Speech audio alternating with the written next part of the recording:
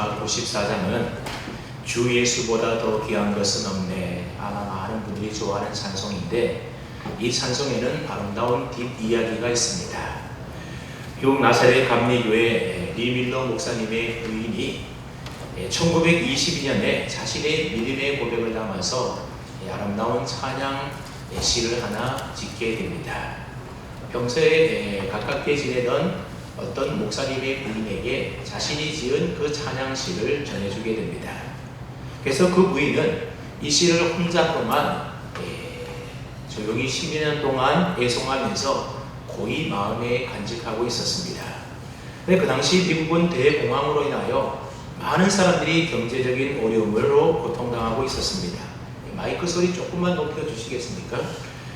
이 부인의 아들도 대공황으로 인하여 학비를 더 이상 감당할 수 없게 되어서 다니던 대학을 그만두고 그래서 보험회사에 취업을 하게 됩니다. 취업을 했지만 여전히 경제적으로 많이 어렵고 힘들었습니다. 근데 그는 음악에 있어서는 천부적인 재능을 가지고 있었는데 아버지가 목회하던 교회에서 매주마다 성가로 이렇게 찬양을 했었습니다. 게다가 1931년 유명한 라디오 방송에서 우연히 노래할 수 있는 기회를 얻게 됩니다. 1500명이 모인 방청객 앞에서 그는 흑인령과 가라 모세라고 하는 그 노래를 불렀는데 이 찬양이 방송을 통하여 미국 전역에 그렇게 들려지게 되었고 또 많은 사람들로부터 큰 호응을 얻게 됩니다. 그래서 그 일로 인하여 그는 큰 인기를 얻게 되었습니다. 갑자기 그는 유명한 스타가 되었고 여러 방송사에서 끊임없는 계약 제의가 들어오게 됩니다. 특별히는 그는 콩쿠르에서도 특별한 상을 수상을 하게 되었는데 그러므로 인하여서 그의 인기는 점점 높아져 갔고 또 많은 돈도 벌 수가 있게 되었습니다. 그러나 돈을 벌고 출세를 해보니 하나님으로부터 점점 멀어지는 자신을 발견하게 됩니다. 이러면 안 되는데 하면서도 바쁜 공연 일정 때문에 주일날에도 그저 예배를 빨리 드리고 기도할 시간도 없이 정신없이 그렇게 하루하루 지내게 됩니다. 그의 어머니는 자식이 프로가수의 길로 가다 보면 부와 쾌락에 노출이 되어서 신앙과 멀어질까 그것을 매우 걱정하며 염려했습니다. 그래서 그동안 고이 마음에 간직해왔던 밀러 부인의 신앙시를 아들에게 보내주게 됩니다. 자신의 학교에 대하여 이리저리 고민해오던 이 아들은 어머니가 보내준 그 시를 읽는 순간 마음 깊은 곳으로부터 영적인 울림이 일어나게 됩니다. 주 예수보다 더 귀한 것은 없네. 이 세상 부귀와 이 세상 명예와 이 세상 행복과 바꿀 수 없네. 영죽을 내 대신 돌아가신 그 놀라운 사랑 잊지 못해. 세상 즐거움 다 버리고 세상 자랑 다 버렸네. 주 예수보다 더 귀한 것은 없네. 예수밖에는 없네. 그 찬양에 그 시를 읽게 되자 그는 마음속에 큰 찔림을 받게 되었고 그리고 무릎을 꿇고 하나님 앞에 회개를 합니다. 하나님, 제가 잠시 동안 돈에 취하고 세상 인기에 취해서 주님을 잊고 살았던 것 같습니다. 저에게는 주 예수님보다 더 귀한 것은 아무것도 없습니다. 그렇게 고백을 하게 되었습니다. 그는 얼마 후에 이 시에다가 곡을 붙여서 작곡을 하는데 이 사람이 누군가 하면 조지 베블리 쇠아라고 하는 유명한 가수입니다. 그리고 다음날 시카고 방송국에서 그의 출연 일정을 의논하기 위하여 전화 한 통이 오게 됩니다. 그는 전화를 받고 이렇게 대답을 했습니다. 정말로 죄송합니다. 저는 이제부터 하나님께 주신 이 음악적인 재능을 오직 하나님의 영광만을 위하여 사용하기로 결심했습니다. 그래서 정말로 죄송합니다. 방송에는 더 이상 출연할 수 없을 것 같습니다. 그러면서 그는 하나님의 영광을 위하여 하나님을 찬양하기 위해서 세상의 돈과 명예와 영광이 보장된 그 가수의 길을 가감하게 포기해버리게 됩니다. 그리고 그는 유명한 부흥 강사였던 빌리 그레함 목사님의 전도 집회 찬양 가수가 되어서 빌리 그레함 목사님과 함께 세계 구석구석을 다니면서 평생 동안 하나님을 찬양하고 영혼 구원하는 일에 자신의 인생을 바치게 됩니다. 1973년 한국에서 빌리그레암 전도 집회가 열렸을 때도 그는 목사님과 함께 내한해서 이 찬송을 불러 많은 한국인들에게 큰 감동을 주기도 했었습니다. 여러분, 우리가 예수님을 믿는다라고 하는 것은 때로는 우리에게 주어지는 세상의 부와 세상의 명예와 세상의 즐거움을 포기해야만 하는 좁은 길을 걸어가는 것이 바로 믿음의 길이라고 하는 겁니다. 하나님과 그의 나라와 영광을 위하여 현재 내가 누리고 있는 이 모든 것들을 다 포기하고 이 땅의 것을 주목하며 살아가는 것이 아니라 위의 것, 천국의 것, 하나님을 바라보며 살아가는 삶이 바로 저와 여러분들의 삶, 믿음의 삶이라는 겁니다. 오늘 본문에서 우리는 바로 그러한 믿음의 삶을 살았던 위대한 한 신앙인을 만나게 되는데 그 사람이 누구냐? 바로 출애굽의 영웅 모세입니다. 오늘 본문은 히브리서 11장인데 우리가 잘 아는 것처럼 히브리서 11장에는 별명이 하나 붙어 있는데 그 별명이 무엇입니까? 믿음장입니다. 어떤 데는 마태복음 5장은 누가 천국장이라고 그러는데 천국장, 믿음장 그런 장 종류가 아니라 바로 믿음에 관한 이야기를 기록해 놓은 것이 바로 이 히브리서 11장입니다. 그래서 히브리서 11장 1절 말씀을 보게 되면 믿음은 바라는 것들의 실상이요 보이지 않는 것들의 증거다라고 하는 믿음에 대한 정의를 내려놓고 있습니다. 그리고 4절부터 보게 되면 그렇게 믿음으로 사는 삶이라는 것이 구체적으로 어떻게 살아가는 삶인지에 대하여 믿음의 선진들의 삶을 통하여 우리에게 나타내 보여주고 있습니다. 그 중에서 오늘 우리가 읽었던 본문인 24절부터 26절까지는 바로 모세의 믿음의 삶에 관한 말씀이 기록되어 있습니다. 근데 오늘 본문을 우리가 읽어보게 되면 모세의 믿음의 삶에 네 가지 특징이 있음을 우리가 발견하게 됩니다. 이 모세의 믿음의 네 가지 특징은 바로 네 가지 동사에 잘 나타나 있는데 여러분, 우리가 성경을 읽을 때에 특별히 좀 잘 깨달을 수 있는 방법 가운데 하나가 무엇인가 하면 그 문장의 동사가 무엇인지를 잘 주목해 보는 것이 성경을 잘 이해하는 데 큰 도움이 되기도 합니다. 왜냐하면 동사라고 하는 것은 주어에 해당되는 사람의 행동의 특징이나 아니면 그 사람의 마음의 상태가 어떤지를 이 동사가 잘 나타내주고 있기 때문에 그렇습니다. 오늘 본문에도 보면 모세의 믿음을 특징짓는 네 가지 동사가 나오게 되는데 24절 말씀에 보면 거절하다라는 동사가 나오고 25절에 보면 더 좋아하다라는 동사가 나오고 그리고 26절에는 여기다, 바라보다라고 하는 이 네 가지 동사가 나오게 됩니다.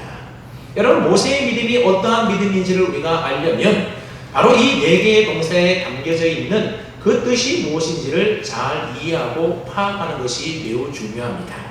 먼저 모세의 믿음은 어떤 믿음이었는가 하면 바로 거절하는 믿음이었다라고 하는 겁니다. 24절 말씀을 다시 한번 보십시오. 믿음으로 모세는 장성하여 바로의 공주의 아들이라 칭함받기를 뭐 했다고요? 거절했다는 겁니다.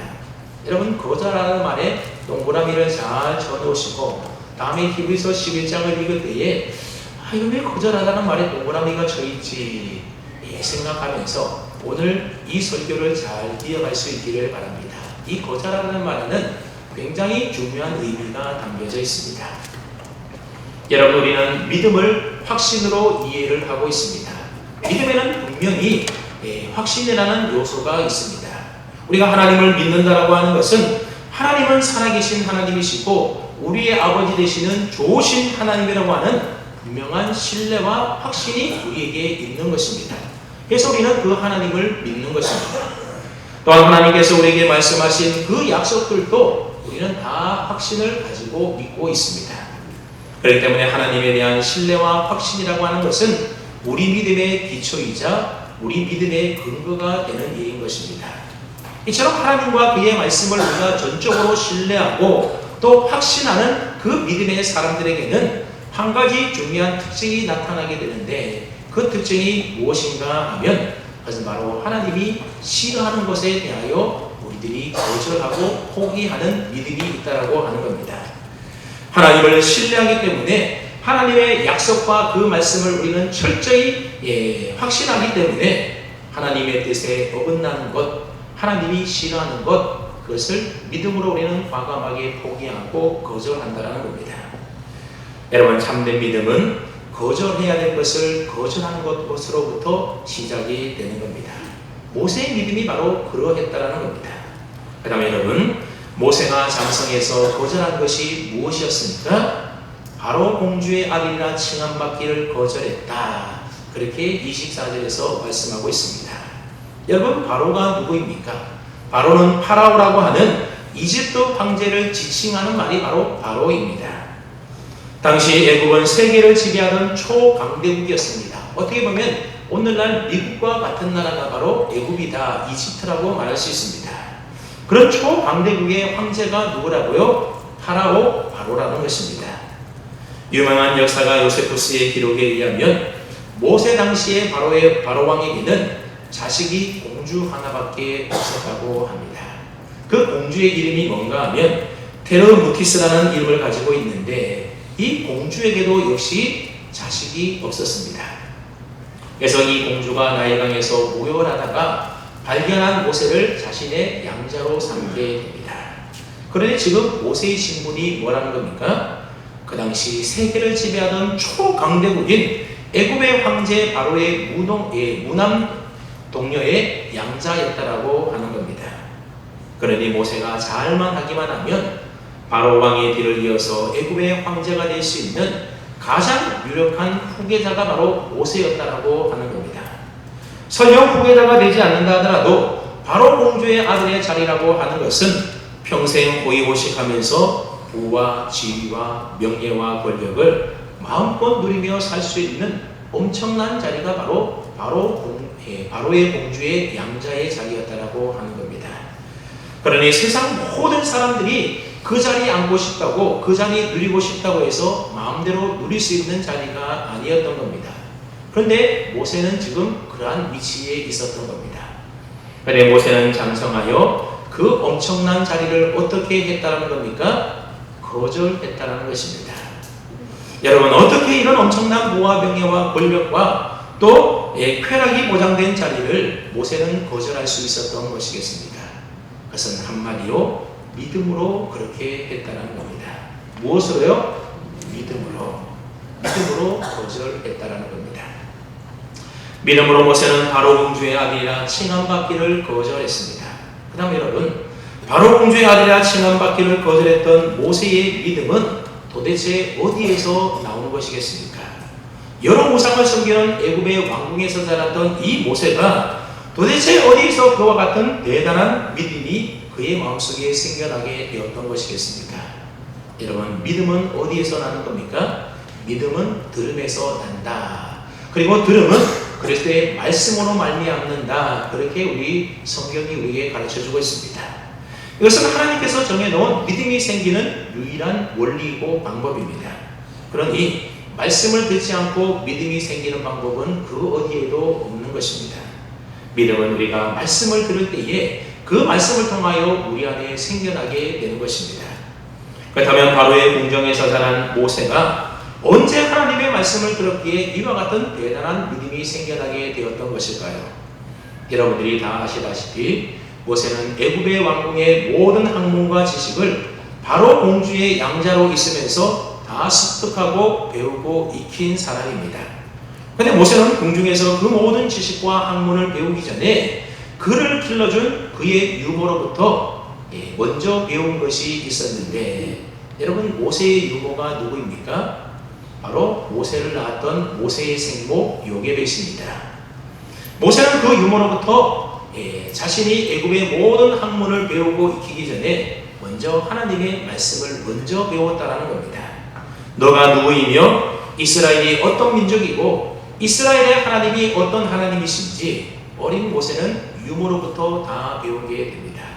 아브라함을 부르시고 이삭과 야곱과 요셉을 인도하신 하나님은 어떤 분이시고 이스라엘 백성들이 왜 애굽으로 이주해오게 되었으며 400년 동안 애굽에 종살이하면서 큰 민족을 만든 이유가 무엇인지 모세는 자기의 생모였던 요게벳을 통하여 배우고 듣게 됩니다.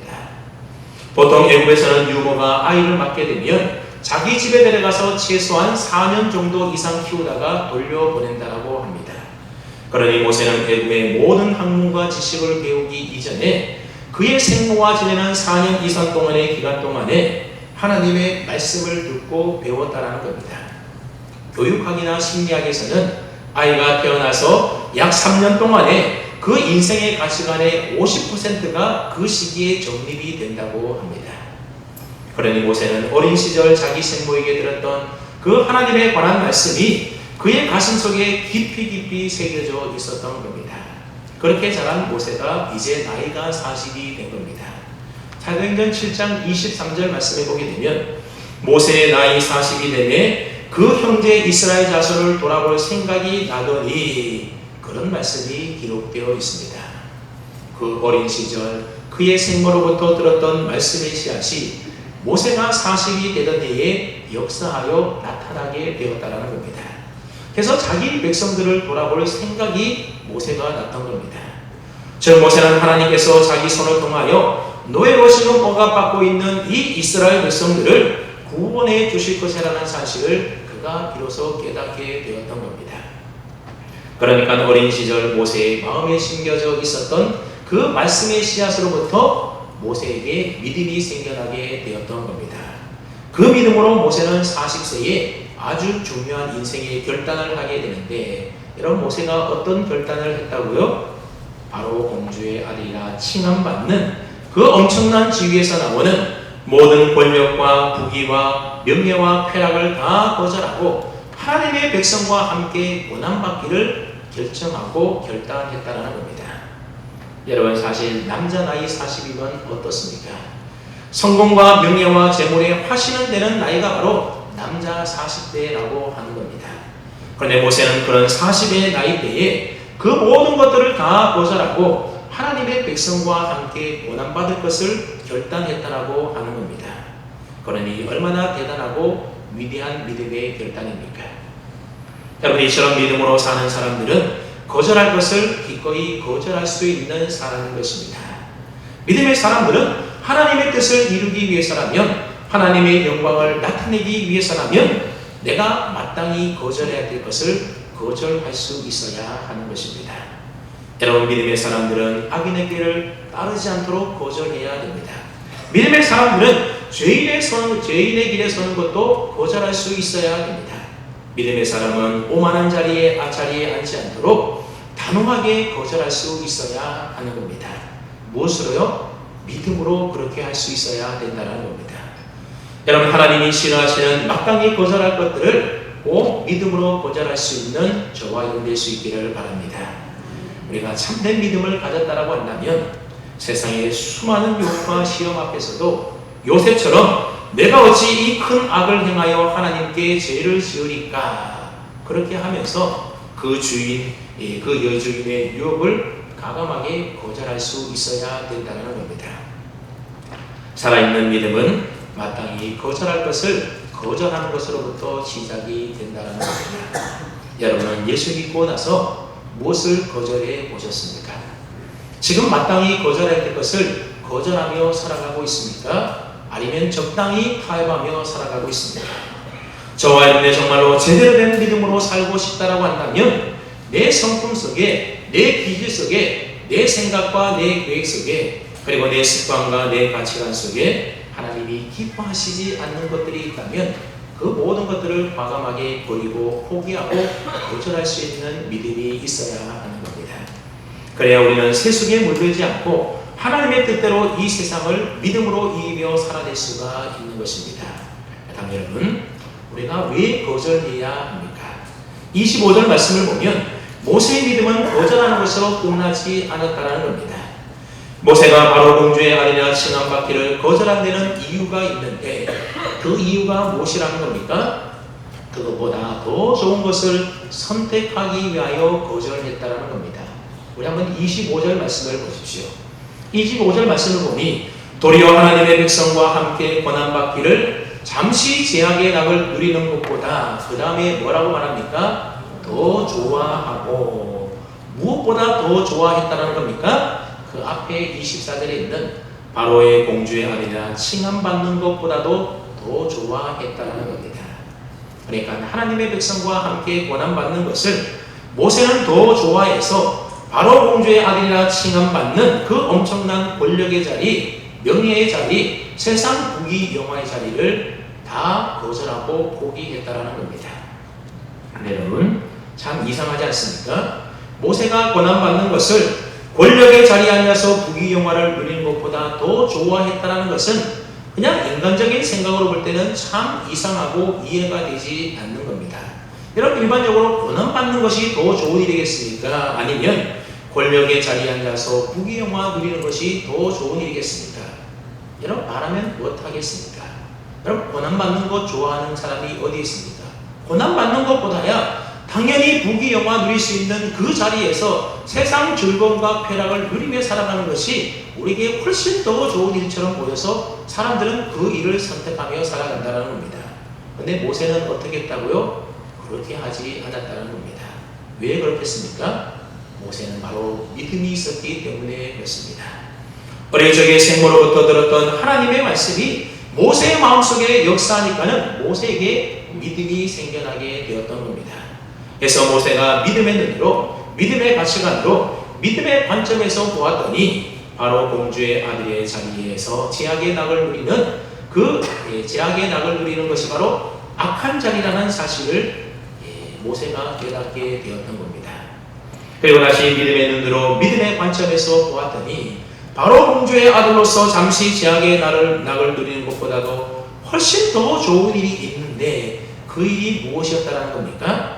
하나님의 백성들과 함께 권한받는 일이 훨씬 더 좋아 보였다는 겁니다. 다시 말하면 비록 이 세상에서 권한받는다 하더라도 하나님의 선택받은 백성으로 살아가는 그 삶이 훨씬 더 세상에서 부귀 영화 누리는 삶보다도 더 좋은 삶이라는 것을 모세가 깨닫게 되었다는 겁니다.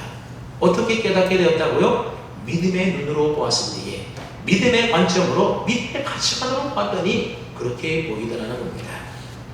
여러분, 믿음이 없는 사람은, 믿음의 가치관이 없는 사람은, 믿음의 관점을 보지 않고 세상적인 관점을 보는 세상 사람들은 이런 선택이 이해가 되지 않는 겁니다. 어떻게 세상 부귀 영화 누리는 것이 더 좋은 선택이지, 그게 더 좋은 일이지, 어떻게 하나님의 백성이 되어서 권한받는 것이 더 좋은 일이나 도무지 이해가 되지 않아서 이상한 일인 겁니다. 여러분, 예수 믿는다는 것은 세상 사람들이 볼 때 참 이상한 일인 겁니다. 하지만 말씀을 통하여 믿음이 생긴 사람에게는 세상에서 잠깐 누리는 세상의 죄의 쾌락과 즐거움보다는 하나님의 백성이 되어서 이 땅에서는 비록 고난받는 삶이라 할지라도 하나님 기뻐하는 믿음의 삶을 살아가는 것, 그것이 훨씬 더 좋은 삶이라는 것을 믿음의 눈으로 볼 때에 보인다는 겁니다. 성도 여러분, 사람들이 왜 죄를 짓는 것이겠습니까? 그래서 바로 죄가 주는 즐거움이 있기 때문에 그렇습니다. 만약 여러분 죄가 추하고 더럽기만 한다면 누가 죄를 지으며 살겠습니까? 근데 죄에는 쾌락이 있습니다. 죄에는 즐거움이 있습니다. 죄가 있는 곳에는 나름 재미가 있고 기쁨과 만족이 있다는 겁니다. 그렇기 때문에 사람들이 죄를 탐하게 되는 것이고 죄를 즐기는 것이고 그래서 죄를 짓게 되는 것입니다. 여러분, 이처럼 죄가 사람들에게 참 좋아 보인다는 겁니다. 심지어 죄가 막 아름답게 보이기도 하고 치명적인 매력이 죄에게 숨겨져 있습니다. 그래서 사람들이 그 죄의 치명적인 매력의 유혹에 빠져서 죄에 넘어지고 걸려 넘어지게 된다는 겁니다. 그러나 여러분, 그 죄가 주는 매력, 그 죄가 주는 즐거움, 그 죄가 주는 쾌락에는 단서가 하나 붙어 있는데 어떤 단서가 붙어 있는가 하면 잠시라고 하는 단서가 붙어 있다는 겁니다. 여러분, 25절 말씀을 다시 한번 보십시오. 도리어 하나님의 백성과 함께 권한받기를 잠시 제약의 낙을 누리는 것보다, 제약의 낙을 누리는 것은 잠시뿐이라고 하는 것입니다. 여러분, 제약에는 낙이 있는데 그 제약의 낙은 어떤 낙이라는 겁니까? 그저 잠시 즐거운, 잠시 동안만 좋은 그런 낙이라고 하는 겁니다. 이 잠깐 동안에 낙이 지나가고 나게 되면 그 죄가 주는 말할 수 없는 허무감이 우리에게 찾아오게 됩니다. 그 죄가 주는 말할 수 없는 고통의 대가가 우리 인생에게 찾아오게 되는 겁니다. 믿음으로 사는 사람은 이러한 죄의 속성에 대하여 너무나 잘 알고 있는 겁니다. 눈으로 보기에는 너무나 좋아 보이고 눈으로 보기에는 너무나 즐겁고 행복할 것 같지만 그러나 잠깐 제가 주는 그 쾌락과 즐거움을 누리고 나게 되면 그 후에는 그 즐거움과는 비교할 수 없을 만큼의 큰 허무감과 고통과 비참한 대가를 치루어야 한다는 사실을 우리 믿음의 사람들은 너무너무 잘 알고 있는 겁니다.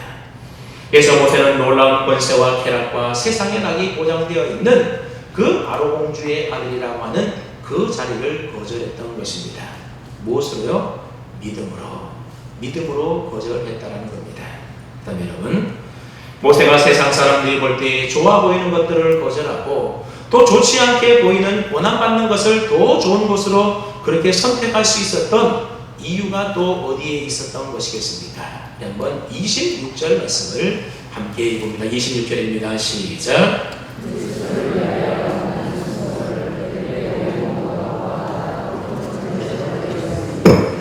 이런 상 주심을 바라봅니다.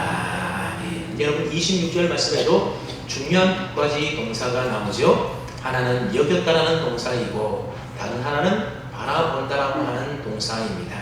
근데 먼저 이 여겼다라는 단어를 우리가 좀 주의 깊게 살펴볼 필요가 있는데 이 여긴다라는 말의 원어적인 의미를 살펴보았더니 검토한다, 생각한다, 계산한다 그런 뜻을 가지고 있습니다. 모세가 비교해보고 검토하고 생각해보고 또 계산해 보았다라는 겁니다. 계산해 보았다라는 겁니다. 무엇을 계산해보고 무엇을 생각해보고 무엇을 검토해 보았다라는 겁니까? 두 가지를 생각해보고 검토해보고 계산해 보았는데 그 하나가 무엇입니까? 그리스도를 위하여 받는 수모를 계산해 보았습니다. 히브리서 기자는 하나님의 백성과 함께 고난받는 것을 그리스도를 위해서 받는 수모로 연결시켜서 신학적으로 해석하고 있습니다. 그리고 또 다른 하나는 뭘로 비교해 보았는가 하면 바로 공주의 아들이라 칭함받는 그 자리에서 잠깐 누리는 죄악의 즐거움을 그렇게 생각해 보았습니다. 그래서 이 두 가지를 비교하면서 검토하고 생각해 본 결과 계산이 나오게 됐는데 어떤 계산이 나왔습니까? 그리스도를 위하여 받는 수모가 애굽의 모든 보화보다도 더 큰 재물이다. 그런 계산이 나왔다는 겁니다. 여러분 이 계산은 세상적인 관점에서 볼 때에 바르게 된 계산이겠습니까? 아니겠습니까? 여러분 세상적인 관점에서 본다면 애굽의 바로 공주의 양자로 있으면서 누릴 수 있는 그 모든 부귀 영화가 세상에서 주님을 위하여 고난받는 그 수모와 괴로움보다도 그것이 더 좋아 보여서 세상 사람들은 다 무엇을 선택합니까? 그래서 세상에 누릴 수 있는 부귀영화와 권력과 명예와 힘과 그런 것 추구하며 쫓아가고 있는 겁니다. 근데 여러분 모세의 계산이 바른 계산이라고 하는 겁니다. 올바른 검토이고 올바른 분별력으로 바르게 계산한 것입니다. 모세가 이 두 가지를 놓고 생각해보고 검토해보니 하나는 상이 있는데 그저 이 땅에서 잠시 즐거운 상밖에 없다는 겁니다. 근데 다른 하나는 이 땅에 사는 동안 아무 상이 없고 도리어 고난이 있고 힘들고 수모를 당하는 일이었습니다. 그런데 여기는 하늘에 영원한 상이 있다는 계산이 나오게 될 겁니다. 모세는 이 두 가지를 놓고 검토하고 생각하고 계산한 결과 어떤 결론을 내리게 됩니까?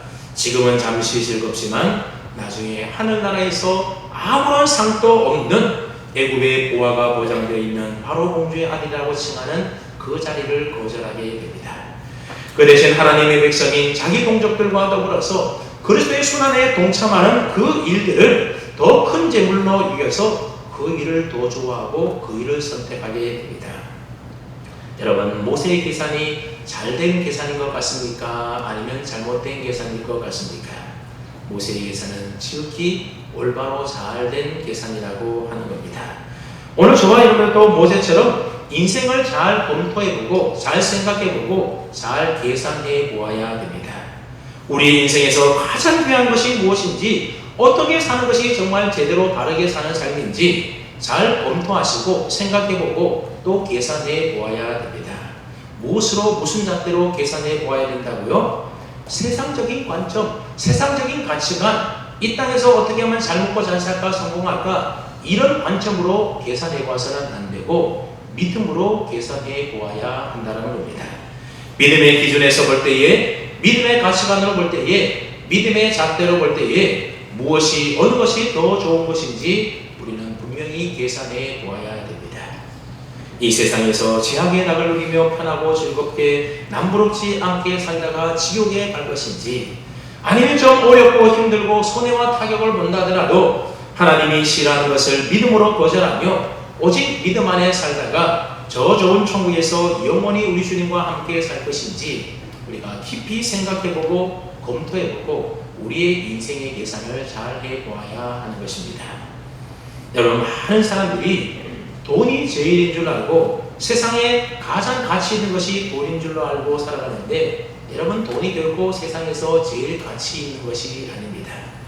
세상에서 가장 의미로운 것이 명예가 아닙니다. 세상에서 편안하고 안락하고 즐거움을 누리며 사는 것이 인생의 가장 절박한 소망이고 소원이 결코 아니라는 겁니다. 여러분, 물론 돈과 명예와 지위와 건강, 이 모든 것들이 다 필요하고 우리에게 귀하고 소중합니다. 그러나 한 번밖에 없는 내 인생 전부를 투자하여 천국에서의 영원한 삶과 바꿀 만큼의 그만큼의 가치가 되는 일들이 결코 아니라고 하는 것입니다. 여러분, 우리에게 한 번밖에 허락되지 않는 이 땅에서의 인생을 전부 쏟아부어도 아깝지 않을 가치, 아깝지 않을 의미, 아깝지 않는 투자의 대상이 되시는 분은 오직 한 분밖에 없습니다. 그분이 누구십니까? 바로 믿음의 주요 또 온전케 하시는 우리 주님 예수 그리스도시라고 하는 겁니다. 우리가 그분을 위하여 사는 것, 그분을 위하여 헌신하는 것, 그분을 믿고 사랑하며 그분의 말씀을 따라가는 것, 우리의 영혼의 선한 목자가 되시는 그분이 어디로 우리를 인도하시는지 그 길을 따라가는 것, 그것보다 더 귀하고 소중한 것이 없는 것입니다. 믿음으로 모세는 이 모든 사실을 깨달아 알았다라는 겁니다. 그래서 믿음으로 계산하고 믿음으로 거절하고 믿음으로 더 좋은 일을 선택했던 것입니다. 여러분 가운데 아직도 계산이 다 마치지 못하신 분이 혹 있다라고 한다면 빨리 검토해 보시고 빨리 계산해 보시기를 바랍니다. 여러분의 인생을 이 땅에서만 살아가는 인생으로, 이 땅의 가치관으로 계산하지 마시고 죽음 이후에 천국과 지옥이 있음을 알아서 믿음의 계산기를 가지고 잘 계산해 보시고 두들겨 보시기를 바랍니다. 이 땅에서의 삶을 차변으로 놓고 천국의 삶을 대변으로 기록해 놓고 어느 것이 이익인지 한번 비교하면서 잘 계산해 보시기 바랍니다. 우리가 예수님을 믿는다고 해서 무작정 믿으면 안 되고 잘 따져보고 계산해보고 이것이 확실한 계산이 나오게 되면 이제는 뒤도 돌아보지 말고 그 계산된 결과에 따라서 우리의 삶의 가치관을 두고 살아가야 하는 겁니다. 지금 내가 추구하는 것과 성경이 내게 지시하고 약속하고 있는 이 것 가운데에 어느 것을 따르는 것이 더 타당하고 내게 유익이 되는지, 어느 것을 선택하고 어느 것을 거절하는 것이 더 지혜롭고 합당한 것인지를 우리가 잘 계산해보고 따져보아야 하는 것입니다. 참고로 도움이 되도록 성경이 우리에게 무엇이라고 말씀하고 있는지를 우리가 좀 살펴볼 필요가 있습니다. 여러분, 성경은 우리에게 말씀하시기를 우리가 주목하는 것은 눈에 보이는 것이 아니요 눈에 보이지 않는 것이니 보이는 것은 잠깐이요 보이지 않는 것은 영원하다라고 하는 겁니다. 우리가 이 땅에서 영원히 살 것처럼 천년 만년 살 것처럼 생각하지만 여러분, 우리 인생 금방 순식간에 지나가고 맙니다. 그러나 우리가 살아갈 영원한 천국의 삶은 끝이 없는 영원한 삶이라고 하는 겁니다. 그래서 우리 예수 믿는 믿음의 사람들은 눈에 보이는 이 땅의 것 주목하며 살아가는 자들이 아니라 눈에 보이지 않는 세계를 주목하며 살아간다는 겁니다. 그래서 말하기를 현재의 고난은 장차 우리에게 나타날 영광과 비교조차 할 수 없다라고 말하고 있습니다. 이 세상 100년도 안 되는 세상 속에서 부귀영화 누리면서 그렇게 호의호식하며 살다가 나중에 지옥 가는 것이 더 그렇게 살고 싶습니까? 아니면 이 땅에서 조금 고난받고 힘겹게 살더라도 천국에서 영원히 주님과 행복한 삶을 살아가기를 원하십니까? 여러분, 비교해보나 많아지지 않습니까? 그래서 솔로몬은 세상의 부귀영화를 다 누려본 이후에 그의 인생의 결론을 뭘로 맺고 있는가 하면 헛되고 헛되다면서 공허한 고백으로 인생을 마치고 있습니다. 왜 많은 사람들이 왜 계산을 잘못하느냐? 우리의 인생이 이 세상의 삶으로 끝난다고 눈에 보이는 이 세상이 전부라고 생각하며 살아가기 때문에 믿음 없기 때문에 그렇다는 겁니다. 우리 믿음의 사람들은 눈에 보이는 이 세상이 전부가 아니라 눈에 보이지 않는 저 영원한 세상이 더 영원하다는 것을 알고 그 세계를 주목하고 그 세계를 바라보는 믿음으로 계산하기 때문에 우리는 올바른 계산을 해 나갈 수가 있습니다. 여러분, 우리가 이렇게 계산을 다 마쳤다라고 한다면 하나님이 싫어하는 것 어떻게 해야 되겠습니까? 그것이 내게 아무리 즐겁게 보이고 내게 아무리 도움이 된다 하더라도 우리는 단호하게 거절하고 포기해 버려야 합니다. 그리고 하나님이 정말로 기뻐하시는 일이라고 한다면 그 일이 내게 손해가 되는 일이라 하더라도 우리는 과감하게 그 좋은 것을 선택하며 취하며 살아가야 하는 겁니다. 그것이 바로 믿음으로 사는 것이고 믿음으로 바라보고 살아가는 삶인 것입니다.